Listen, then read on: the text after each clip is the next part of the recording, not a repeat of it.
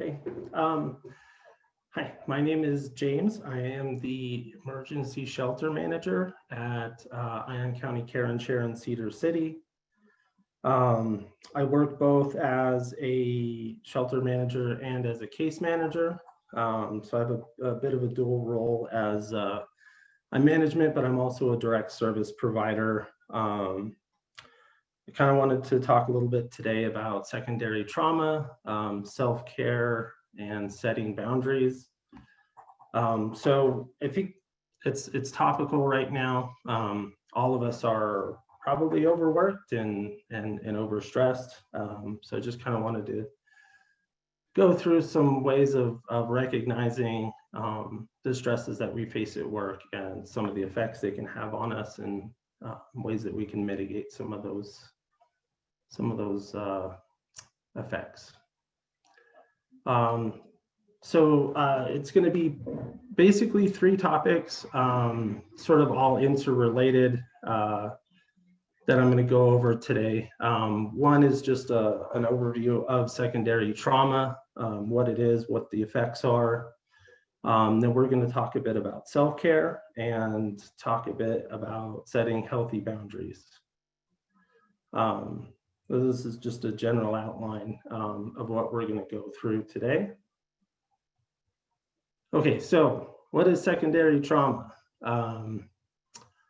For those of us that have been doing this for a little while, we may know a little bit more about this. Some of us that are a little bit newer might just be hearing about it or sort of learning about secondary trauma. So when you're talking about what secondary trauma is, I think it's important initially to sort of talk about trauma itself. Trauma is an emotional response to a terrible event. That's from the American Psychiatric Association. And it's important to note that trauma overwhelms an individual's ability to cope, and can lead to some very long-term and very serious effects. Long-term reactions to trauma, unpredictable emotions, flashbacks, trouble with relationships, even physical symptoms, and experiencing trauma can lead to post-traumatic stress disorder. So if we recognize what trauma is, it gives us an idea of how we can start thinking about secondary trauma. And that is something that occurs when people are exposed to or encounter other people's trauma. Those of us who work as direct service providers, we are exposed to trauma and pain and crisis in our fellow community members on a regular basis. Consistent and regular basis. And, you know, on a daily basis, those of us working on the front lines, we're going to hear stories about trauma. We're going to hear stories about people being in crisis, and them dealing with the uncertainty of living in homelessness, kind of on a daily basis. We're going to see the effects of trauma in people in our community, whether that's just from dealing with the struggles and barriers that come with experiencing homelessness, whether that's domestic violence, intimate partner violence, struggles with mental health, assault and abandonment. We're going to be exposed to these stories and these effects, and we're going to see it every day in the people that we're trying to assist. And I think it's important to note that the effects of secondary trauma are the consequence of working with trauma-affected people over time. There's really no getting around this. If you are a direct service provider, you will feel the effects of exposure to other people's trauma. It will wear on you. You will be stressed. You will experience probably burnout. The thing is in how we manage those effects, but you will feel that. I don't think anybody goes through this type of work without being affected by dealing with exposure to secondary trauma. So the effects of secondary trauma, impairment, distressing memories, nightmares, flashbacks, difficulty concentrating, trouble sleeping, numbing and avoidance. And we see that the effects of secondary trauma mirror the effects of direct exposure to trauma. People who are affected by secondary trauma can develop symptoms of post-traumatic stress disorder or even meet the full criteria of post-traumatic stress disorder diagnosis. Okay, so we're going to talk a little bit about self-care. So how do we manage exposure to secondary trauma, or even just manage the stress of working in a helping profession, especially now? We're all seeing increased demands for services. So how do we mitigate some of those effects or deal with them in a healthier manner? So I kind of wanted to pause a minute and talk a little bit about the context right now. I was in a conversation with another service provider down here in Southwest Utah, and they made this statement. I feel like I'm doing more than I can with less than I need.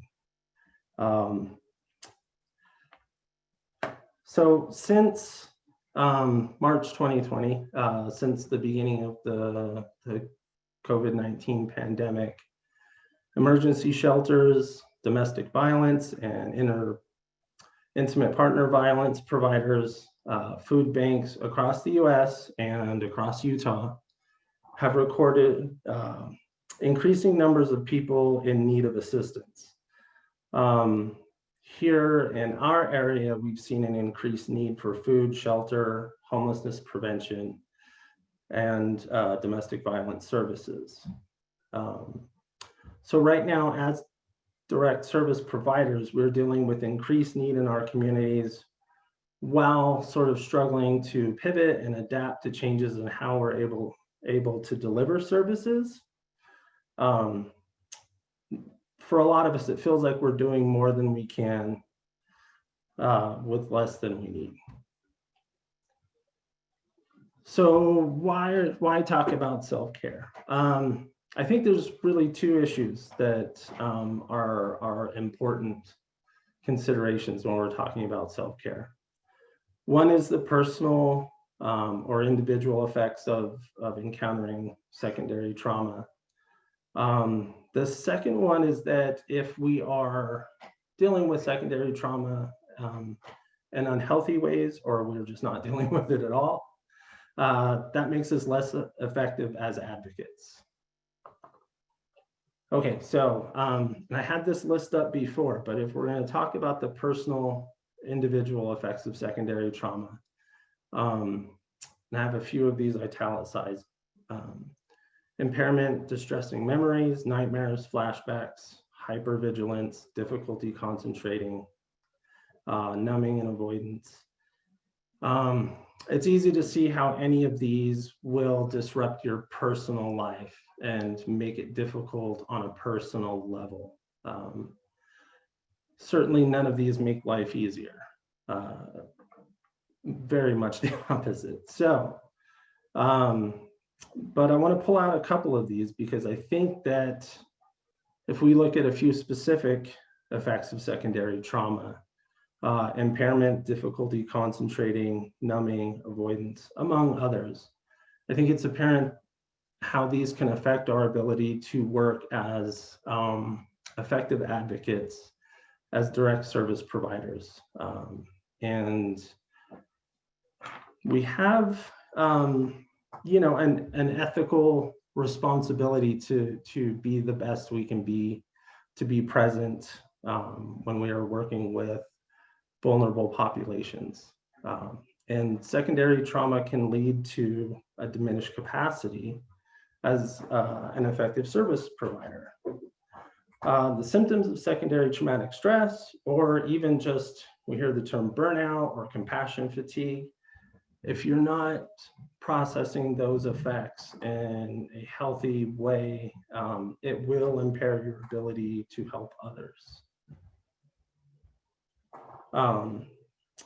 Yeah, if we're, stressed, we are burnt out, we are tired, we are not present, we are engaging in avoiding behaviors, or we're not sleeping well, we are not present when we're working with vulnerable populations. We are not doing them the best service that we can. And in fact, we may do more harm than good. And we have an ethical commitment and responsibility to make sure that that's not the case. Okay, so a little bit about what self-care is. And this is a little general. There's a lot of information out there on specific self-care techniques. There's apps for it now. But self-care is really any deliberate activity that we engage in order to protect our mental, emotional, and physical health. I think deliberate is important in that sentence. And I think that the fact that it can be kind of almost any activity that is deliberate and positive and reinforcing.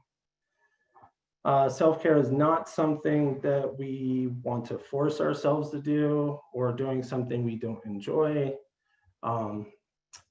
Exercise is a big thing, self-care. But if you are not enjoying weight training or going to the gym 5 times a week, then it's not going to be something that's reinforcing. Self-care can be a lot of different things. So it's important that we find something that we enjoy doing, something that's reinforcing. Self-care should be purposeful, and it should be empowering. It should be something that lifts you up and allows you to process negative emotions and channel those in a healthy way. So some self-care practices, life balance, interests, activities, and relationships. We should seek a balance in those. That can be with coworkers as well, work activities, work schedules. It's important to find balance and sort of seek out things that interest us. Relaxation techniques are key. Contact with nature. It's one of my things. Hiking. I love hiking. It's something that really allows me to de-stress. Creative expression is another one. For myself, that's a big one. I find that any sort of creative expression really allows me to process in a healthy way. Develop assertiveness, be able to say no, set limits when necessary. We'll talk about that a little bit more when we get down to developing boundaries. Practice on developing interpersonal communication skills. Practice effective time management. I know right now we're all so busy dealing with our regular jobs and then the effects of COVID-19 on top of that. I am not always the best at effective time management myself, so that's something that I've been working on, and it really helps lower stress. Healthy diet, exercise, sleep, seeking support from coworkers and supervisors, build a support network, get comfortable with asking for help if you need it. I know many of us, we keep pushing and we don't set boundaries.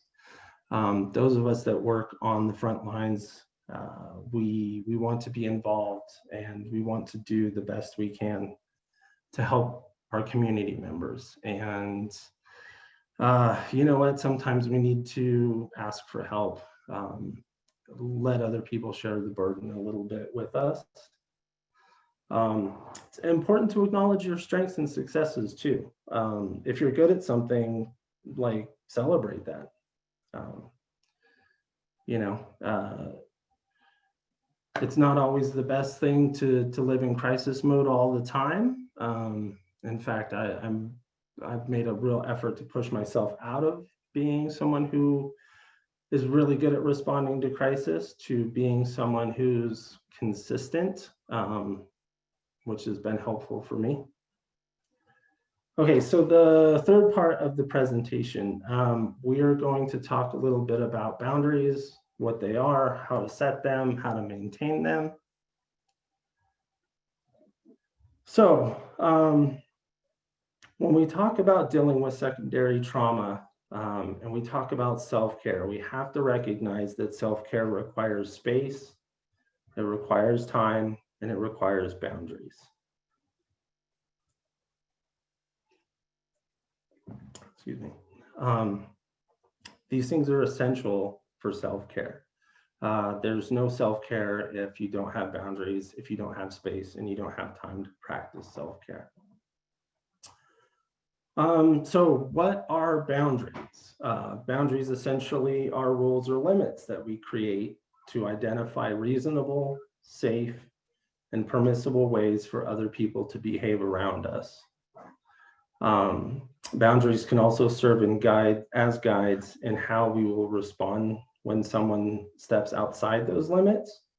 So if we have a boundary, that can help guide us in how we deal with when those boundaries are overstepped. The boundary itself will provide insight into how we react to somebody stepping over our boundaries. And just a word about when we first start setting boundaries, they can seem kind of nebulous. It's tricky. What is a boundary? Where do you set it? What is comfortable? When we first start setting boundaries, maybe we're unsure. Maybe we don't know if the boundary is too imposing on other people, or maybe it's too far the other way where we're not protecting ourselves. But it's important that we set boundaries. Setting boundaries is such an important part of life, and it's crucial for practicing self-care. If you're allowing people to intrude on your space and your time where you would be able to practice self-care, then you're not going to be successful. Okay, so boundaries. I think there's probably, well, there's many others, but two really important aspects of boundaries, and especially for those of us who are frontline direct service providers.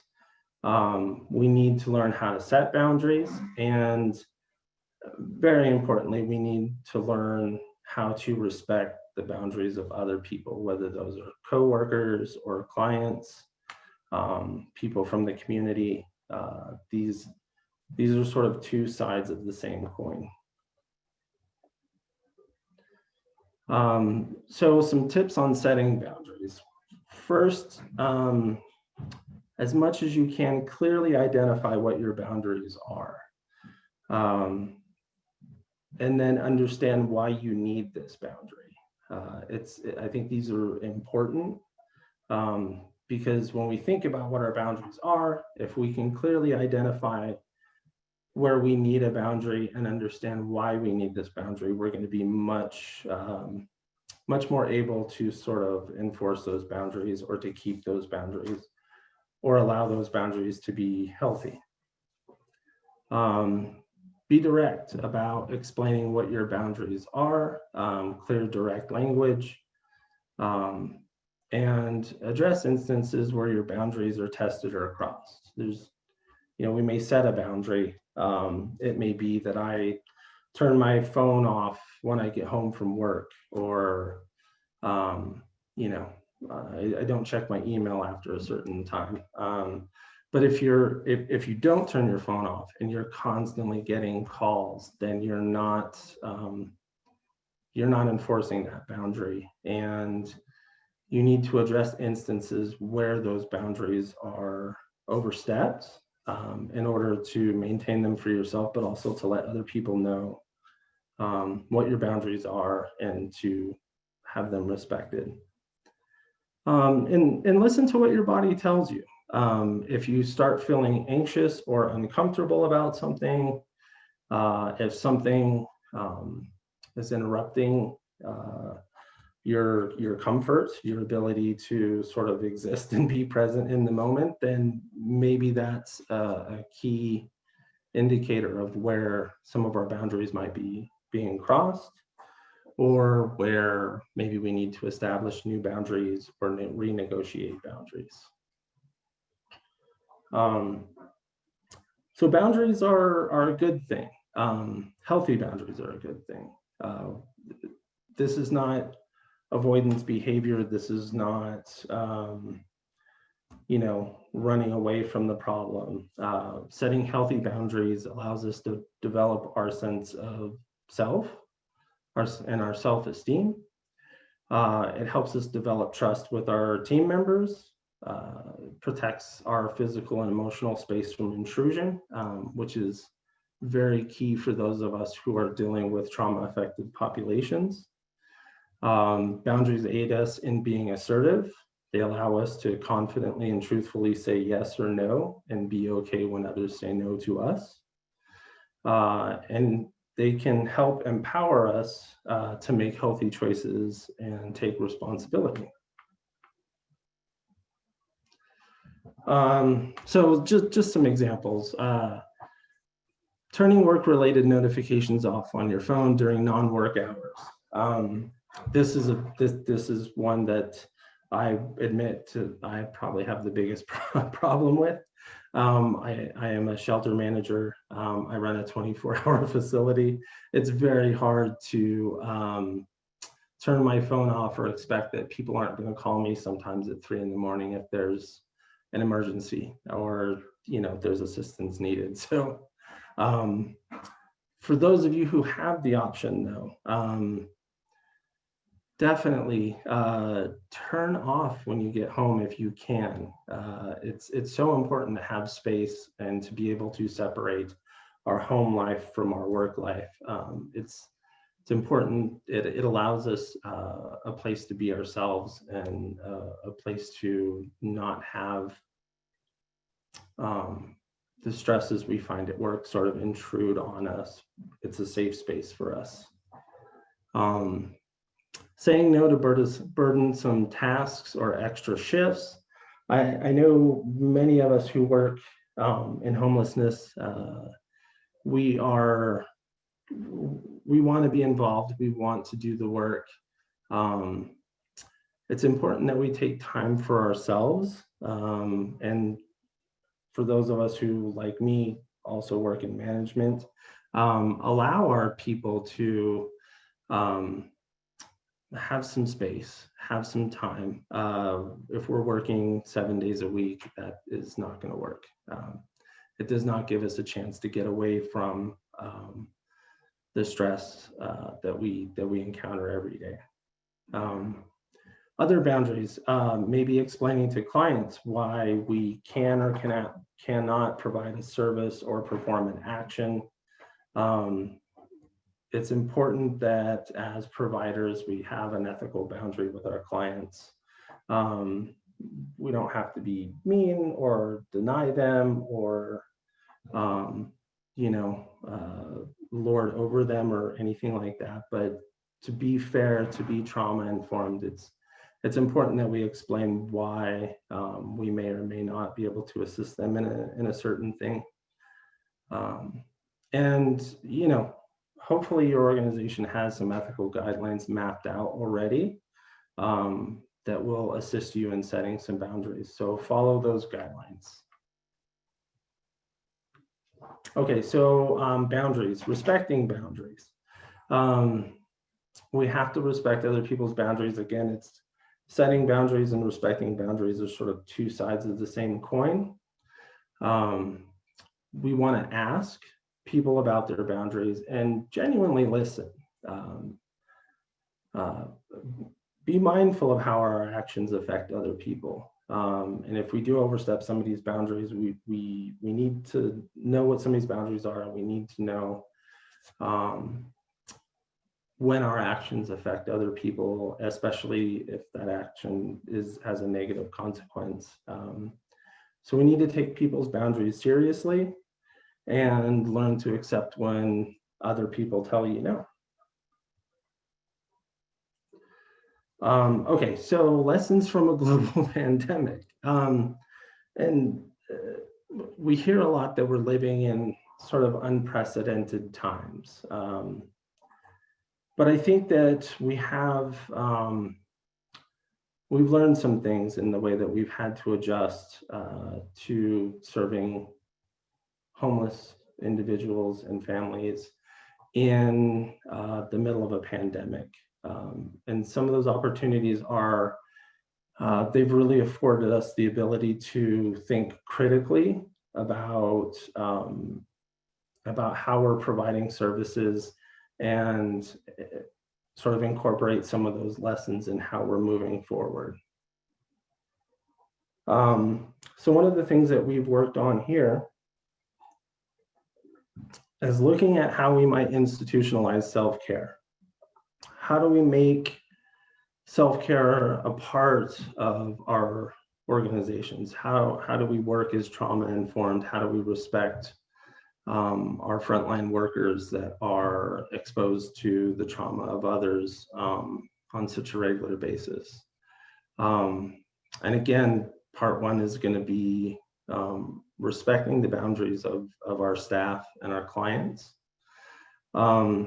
So, and we should maybe start with our stated values for our organizations. What is our mission? What is our vision?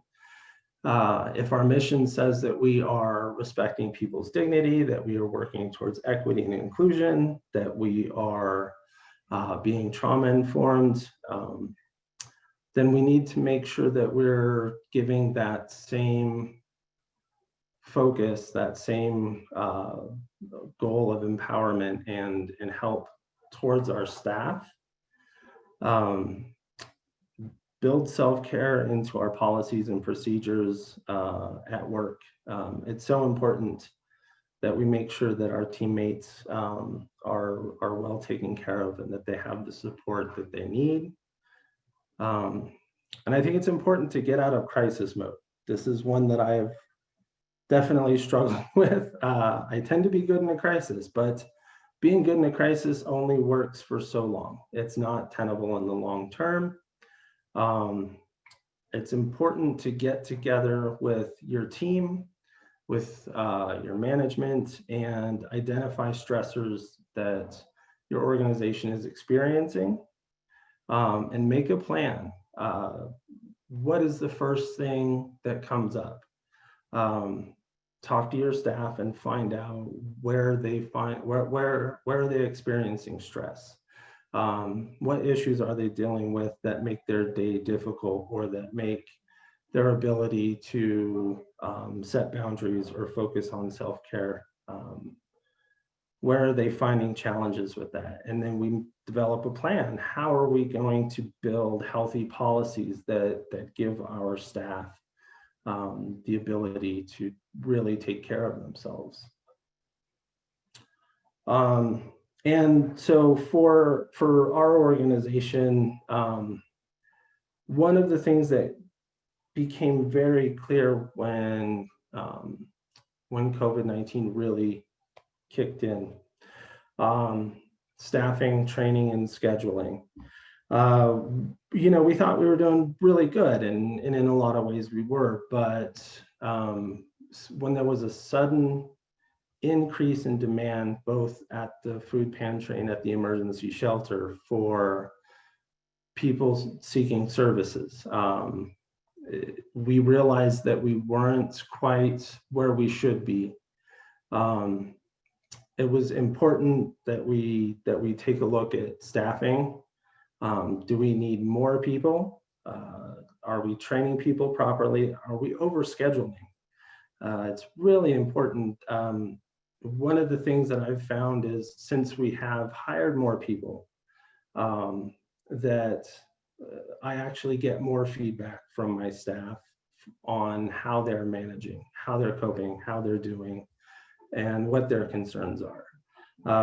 We don't want to be in the state where we're just in crisis mode, where we're white knuckling it, and if we admit anything is wrong, then the dam's going to break. That is not an effective way to be a frontline worker dealing with vulnerable populations. And we've really seen that our staff are able to respond in healthier ways, and they've been able to really open up more now that we've given them the space. So we get more feedback on how we can help them. So it's important to invest in employees. We've looked a lot at some of these issues, more equitable wages, providing gym memberships, providing employees with development opportunities. Let your staff know that you're there and that you support them. Again, our mission and vision, if we are looking to empower and lift up folks in the community, certainly the folks that work within our organization we should be equitable with them as well. So it's sort of a top-down approach to a commitment to what our stated values and what our mission is.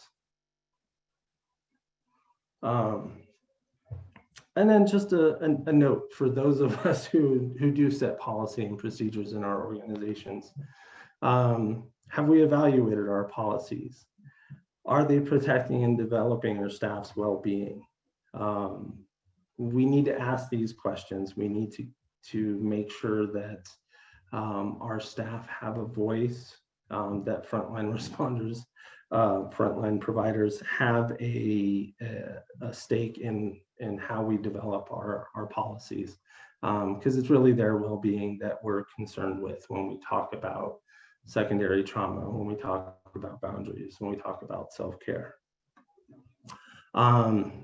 So institute policies that give employees space, help them set healthy boundaries, and policies that promote self-care. And I think maybe the one thing that I've learned since the beginning of the pandemic is really try not to get discouraged. This is a process. We're not going to fix everything overnight, but it's important that we begin doing the work, and that we work towards more equitable workplaces, that we support our staff in ways that makes them more effective as providers for trauma-affected populations. It's a process. It's not something that happens overnight, but it's important that we begin the work.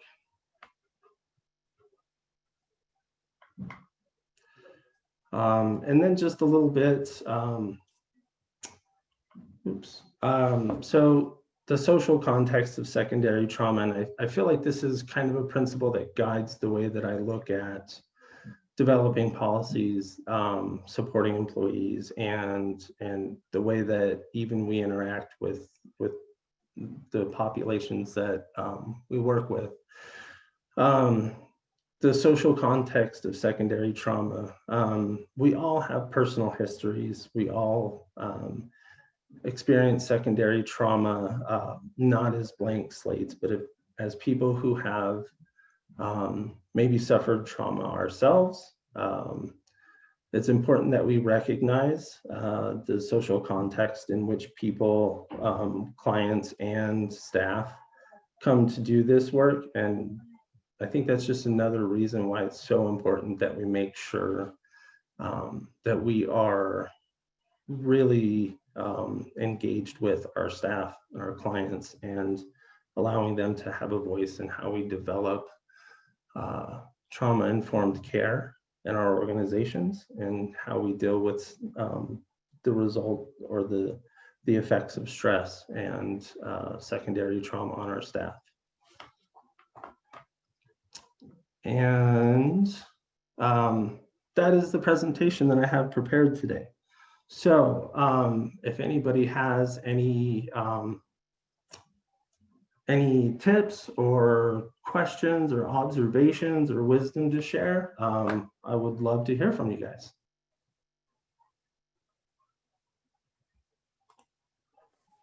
If you would like to chime in, please just raise your hand and I will unmute you.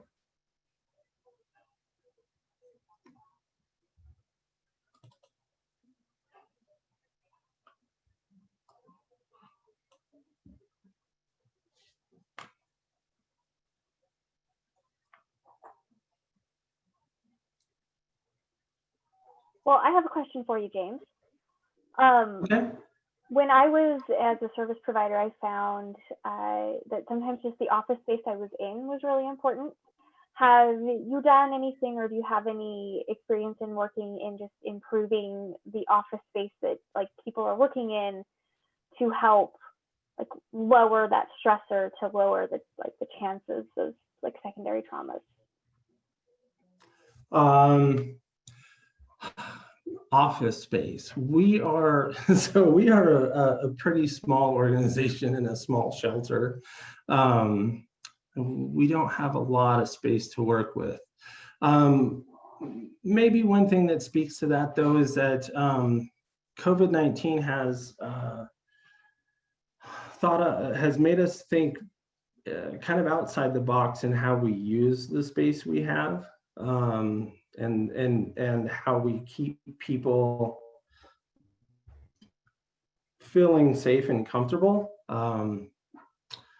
Yeah, there's we try to keep it clean, sanitized.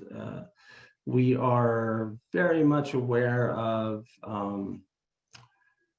the safety of staff and clients. One of the things we really like to encourage is just that people feel comfortable and safe here. And I think that goes quite a bit of a ways towards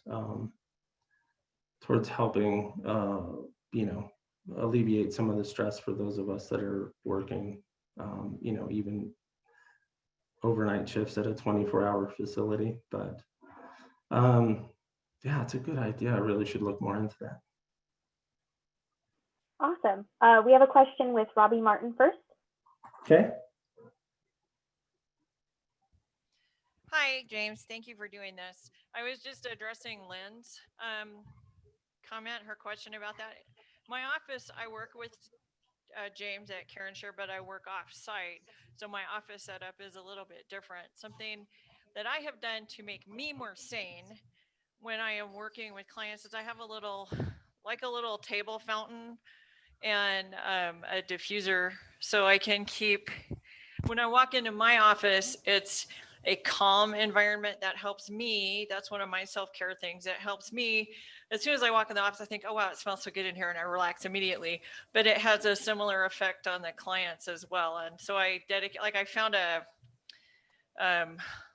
mid 1990s side table or something for free that somebody was getting rid of, and I put it there.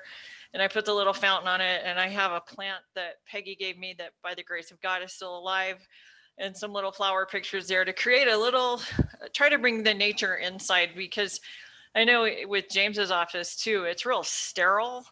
And my effort was to try to break that sterility of the office and try to make it a little less intimidating.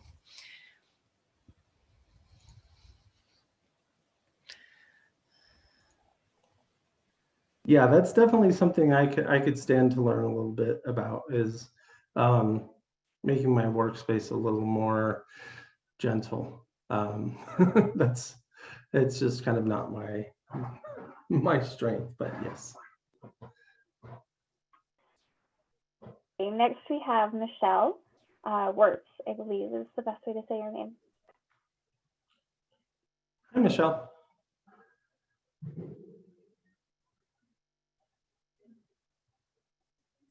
I guess I have to unmute on my end as well. I just want to bring up that, yes, I believe in aromatherapy and all that good posturing at work and things like that. I attended OCAP's Regional 8 meeting last week about Zoom meetings and the caution of that. Mhm. that we are attending so many of these days that they were telling us that it actually takes more brain power to sit through a Zoom meeting than an actual physical meeting these days. And they suggested that we have like, I don't know, like fidgety tools around us, stress balls, putty, kinetic sand. She was in love with kinetic sand, the speaker was. But, you know, just creating that atmosphere of Zen for yourself and for your client when you're meeting with them or talking to them on the phone, taking a break in between, standing up during the meetings, all those good things like that. I learned tremendous amount this last week on self-care. And as we speak right now, I'm doing a facial. So I'm loving these new insights that we're getting on helping ourselves, because that is something I did not care to do before, and take that time and set those boundaries. So thank you for your presentation today. And I guess my question would then to be is, how do we also, you know, convey love to our clients as well as, you know, that care, but that boundary. Sometimes when they're in so much crisis, they don't care that we need a breath. You know what I mean? Mhm. So I feel like, you know, especially when you're in a 24-hour facility like yourself, you're even more hands-on right there. And they see you going home to a nice house and dinner and food in the fridge, and yet they are sitting outside in the cold elements and things like that. It's really hard to leave with that guilt. How do we distance ourselves? How can we, you know, really walk away sometimes? Yes. Michelle, that's a great question. And thank you for the tips on dealing with stress in Zoom meetings. Those are very helpful. How do we set boundaries? How do we walk away from clients when they need us? Man, that's tough.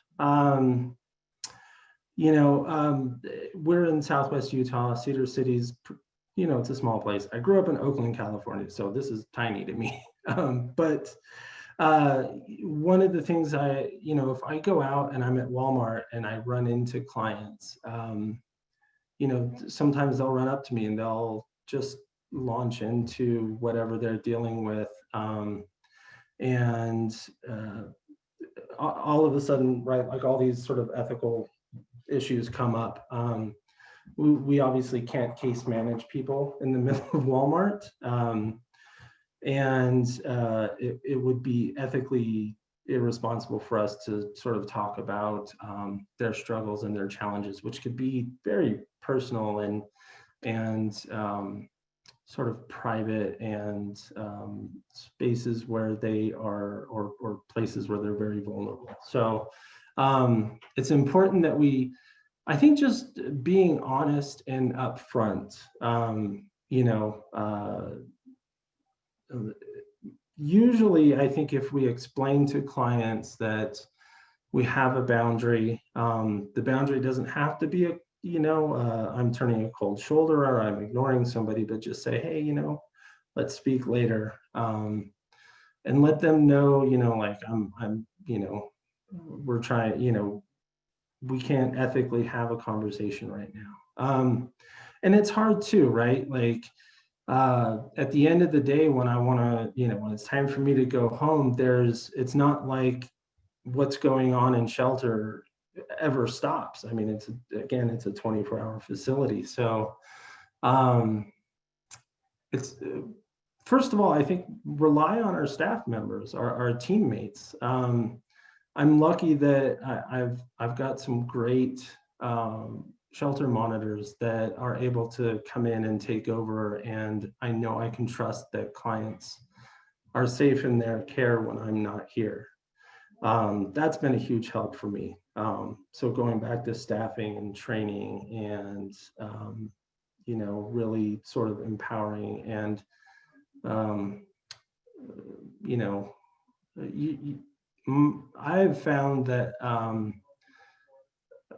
I'm getting much more comfortable with realizing that I have a team that I can rely on, and that, you know, I can clock out at 5 and go home. Maybe not some days. Maybe some days there is something very serious going on that I need to be here for. But if it's every day, then we need to look at why it is that we're staying here every day. Again, that might be a staffing thing. That might be I need to learn to trust people and allow them to help. Anyway, I hope that answers your question. And thank you, that was great. James, I have an anonymous question. Okay. Their question is, many organizations have instituted a pay freezes due to unprecedented COVID-19 times. What can organizations do to make long-term employees feel valued without annual raises and performance increases? How to make them feel empowered without annual raises? Was that the last part? Yeah, I'm sorry if I cut out a little bit. No, that's okay. Well, I mean, I think first I would look at, I think equitable wages for the staff that we have is important. And I think before we say, you know, COVID happened and now we don't have the resources, I think we need to not kind of use COVID as an excuse. And I'm not saying that that's what this person's doing, but I think it would have been very easy for us to go, you know what, COVID came in, everybody's got to start working overtime. We're not going to give any raises. We're not going to, you know, there's no perks. We got to buckle down. We got to really get this done. And I think we kind of went the other way as much as we could. And it's got to be reasonable. It's got to be fair. It's got to be balanced. And, you know, the reality of working in nonprofits is that, you know, we don't have, you know, corporate budgets, right? So, but there's a lot of things that we can do to show staff that, you know, that we respect them, we support them, that we care for them, aside from monetary things.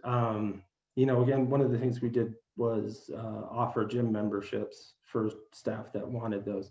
That's a monetary thing again, so maybe we'll take that off the table. But giving your staff a voice, having regular meetings, you know, if you're going to institute a new policy or you're going to revise some policies, allow your staff to really have input. I mean, they're the people that are on the front line.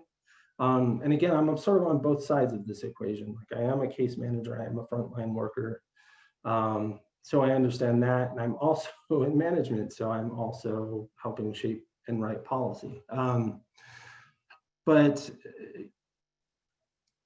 I think that we, you know, so for our staff, like scheduling was a thing. Suddenly we have more demand, and we're still dealing with that demand with the same number of staff. So, you know, we added an extra staff member to some of the busy shifts, and you know, we've shown, I hope we've been able to show our staff that we're listening to them, we're supporting them, we're giving them the resources they need. We're respecting our staff's boundaries. And, you know, if we're calling staff in on the weekends or on their day off consistently and they say no, like, we kind of, you know, we need to own that responsibility. We can't just say, well, you have to come in anyway. Like, we have to show that we're committed. We need to be consistent and listen to what they're telling us. There's a world of wisdom and knowledge in our staff members that, you know, if we tap into and we listen to them and we follow through, that makes them better, and it just only enriches us, those of us that are on the supervisor side as well. I hope that. Thank you, James. Thank you, James. That answers my side of the question as the relay. Okay.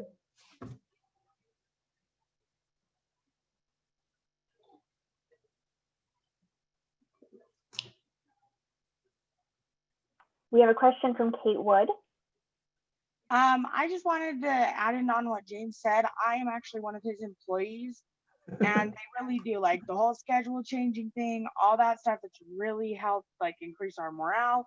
It's helped us a lot. You know, when COVID hit, some of our staff got COVID, and it was super crazy trying to pick up all those shifts, not having anybody. But since he's got more staff hired and done that, it's been a lot more calm. We've all been a lot more aware, I guess, and things have just ran a lot smoother. Thank you, Kate. I really appreciate that.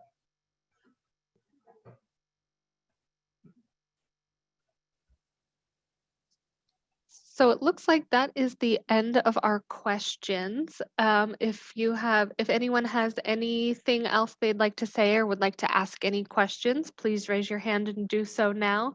Otherwise, we'll give James a moment to deliver his closing remarks before we close out this session.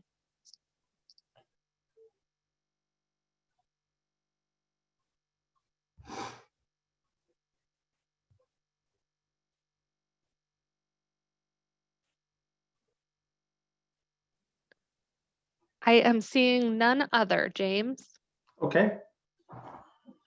Okay, so closing remarks. I think it's important that we empower staff. I think it's important that we practice self-care. I think it's important that we take secondary trauma seriously.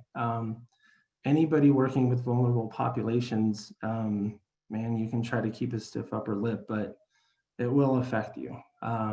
And especially right now in the world that we're in, it's harder and harder to find a calm, centered space to be with everything that's going on. And I just encourage you all to support each other and to take care of yourselves.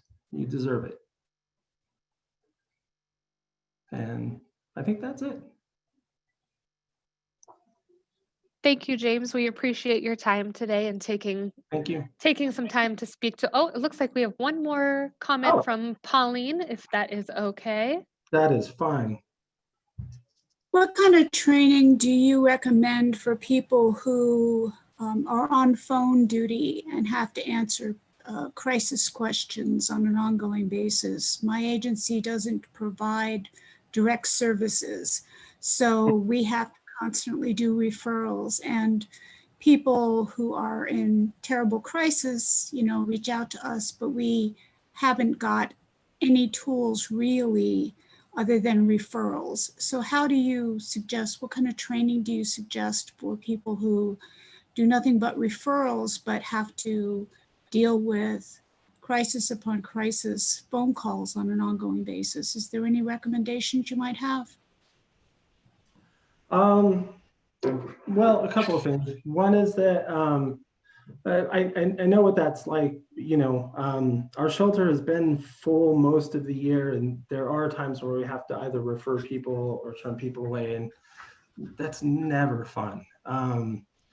It's never a positive thing to try to get somebody connected to services and have to deal with that. And I imagine in your situation, when you refer somebody, you know, when somebody comes to shelter, they're here, they're physically here, and I can keep them physically safe. So I imagine just doing telephone referrals would, you know, that could linger with you.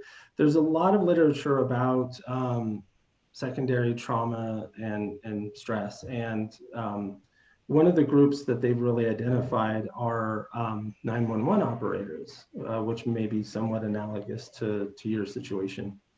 I don't know that I have anything specific other than try to find places where you can practice self-care. It's tough. You know, maybe talk to your supervisor and your staff members about having spaces throughout the day where you have a chance to take a break, and maybe, you know, providing some resources so that you can follow up on, you know, maybe with a counselor or with a support group or whatever, with sort of dealing with that ongoing stuff. It's difficult, and I don't know that I have any tips other than, you know, maybe set boundaries and make sure that you're taking care of yourself and that you're giving yourself the time and space that you need to really work through stuff in a healthy way. I don't know if I'm much help on that one. I hope so. Thank you. Okay.